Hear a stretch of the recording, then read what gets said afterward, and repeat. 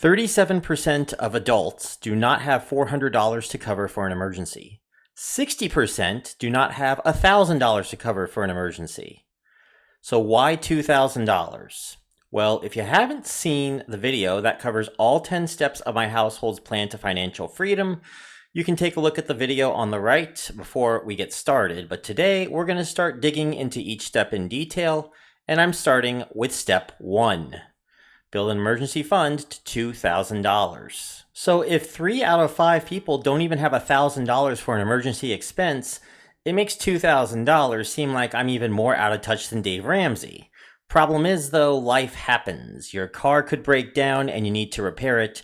A trip to the ER or an ambulance ride could eat that up real quick. Your HVAC unit probably will break down and need a new capacitor. Matter of fact, mine did over the holidays. You might need money for groceries because a paycheck got delayed.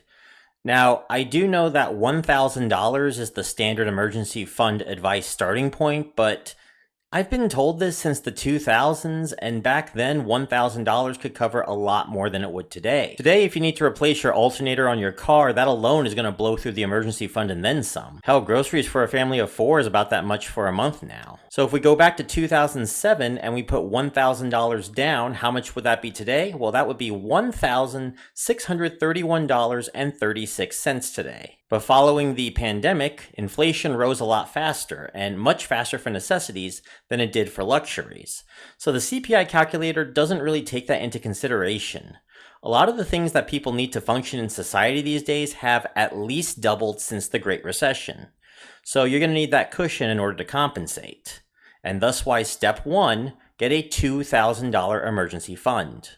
You should be as well protected at this stage as someone would starting out listening to a financial advisor in 2007, and that's why I saw $2,000 as the correct target. And unless you are heavily in debt, you should be able to get this by saving money. But I know you've probably heard plenty of saving money tips out there, from clipping coupons to doing your own haircuts to living with your parents for a while. So if you're tapped out of that and you want to accelerate it a little faster, I do have a couple options that you can go to. First off, if you work hourly and you get overtime hours available, go ahead and get the overtime done. If you don't have this option, well, what do you think this channel is for in the first place? We were originally about making money with beer money apps, side hustles, and other things like that. I'm going to be doing some reviews as well of good beer money apps down the line that you can use, but a couple that I prefer on here are apps like Cashwalk and Swagbucks. And if you have a car, Upside is also a great tool to earn a little while filling up on gas as well. There's also Free Cash, but I only recommend them if you have a PC and you're willing to grind through bullshit games that pop up an ad after every level at you. And if you like surveys, there's also Amazon MTurk, there's Paid Viewpoint, and if you can get on it, Prolific as well. They're also pretty solid choices. Connect by Cloud Research is a newer one that has been going through the beer money community as well. They're all pretty solid choices though to make some quick money through surveys. So like I said, do whatever it takes to get past step 1 as fast as you possibly can. Legally, of course. Now, I know some apps like Cashwalk give you gift cards, not real cash, but if you choose correctly, you can treat those cards as real cash. I'm going to give you an example. Let's say that I take 6,000 coins from Cashwalk and I turn it in for a $10 Walmart gift card. Next time you get groceries, go to Walmart, get the groceries there. Then afterwards, come home. After you use your gift card, of course, then take $10 from your paycheck when you get home, or $10 from your checking account, and put it into your savings account. There you go, $10 cash. To me, Walmart, and to a lesser extent, Target and Amazon gift cards are basically good as cash if you know what you're doing.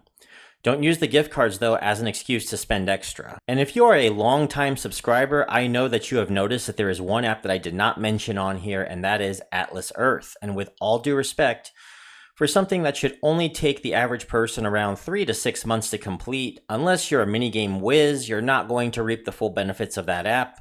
That being hitting that $20 a month mark that I talk about on this channel in time. So yeah, go ahead, give it a try if you want. Try out the minigames, and if you find yourself doing well in them, then go ahead and throw it into your tool belt for this. Otherwise, think of it more like a long-term thing to help accelerate latter steps. And I know beer money is a bit on the decline right now, but it's not all just play games and earn money out here. I mean, there's other things you can do for free, like there are a bunch of sign-up bonuses for checking accounts and banks and credit cards. Actually, tell you what, one moment here. So I just did this one last week. This is for a bank called First Horizon Bank. And you can see here that yes, they had a $700 sign-up bonus. Now for $250 of it, let me open this up here. For $250 of it, it's actually a savings account and you're going to need a $5,000 balance. So you're probably not going to be doing that at this stage. However, anyone can get this bonus here on the left, which is get $450 when you open a checking account with them. Of course, you have to be of a state that provides, First Horizon Bank actually provides, which is mostly the South and New York. And you put $2,000 total in 90 days in direct deposits, which again, if you have a job, you're probably going to have your money in direct deposits these days. So yeah, it's a piece of cake for anyone with a job and a direct deposit paycheck, which should be, again, most jobs at this point. And after 3 months, you would get $450, which is almost a quarter of the way to the emergency fund just from doing something that you would be doing anyway, which is opening a new bank account. Now, granted, it's a brick and mortar bank rather than an online one, but who knows, maybe that's your style and you might end up liking it. There are tons of banks with offers like these you can take advantage of in your area. I know Chase does a promotion once a year or so that's kind of similar. I think it might be a little bit less than that, but they do something where it's like you open a checking account and you can put direct deposits in. And a lot of these banks will let you do it over after a couple of years as well. In this case, the restriction was you weren't supposed to have an account with them over the last 18 months. Be sure to look out for hidden maintenance fees though.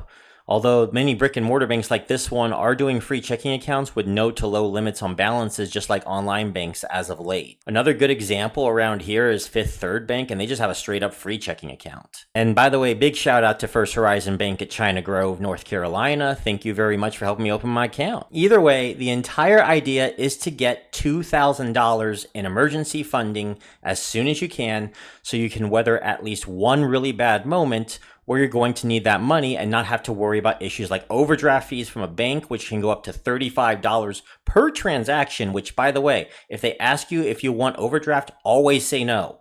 Don't even give it a second thought. People complain about banks taking money with the overdraft all the time, but if they just declined the overdraft, they wouldn't have to worry about losing $35 every time they spend money that they don't have. One exception to this, however, before you get started with an emergency fund, if you're completely stacked with minimum debt payments.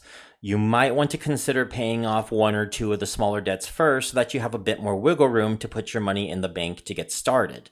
For example, if you're getting a take-home pay every month of, say, $2,500, your expenses are $2,000, and your current debt payments are $500 minimum, and let's say one of those debt payments are costing you, say, $100 a month, and you've got only a couple payments left on it, go ahead and just pay it off as fast as you can, especially if the interest rate for it is really high. I'll get to a little bit as to why you should pay off debts as quickly as you can when we get to that video, especially the high interest stuff like credit card debts and especially payday loans. But either way, this is the first step in the financial journey, and every plan, no matter which plan you take, is going to involve getting some sort of emergency buffer going, because without it, you can find yourself back in square one real fast if something goes wrong.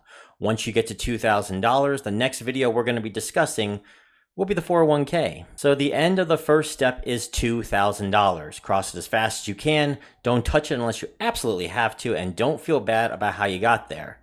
Don't care if it takes 2 months or 6 months, just get to it. And if Beer Money App's bank bonuses, a little overtime gets you there faster, use every tool available to you. All right, everyone, that's the video. Like it if you like the video. Comment other legitimate ideas you can think of to get their legitimate ideas, and I'll see you in the next one. This is Pharaoh Silver, signing off. I'm watching you in the comments section.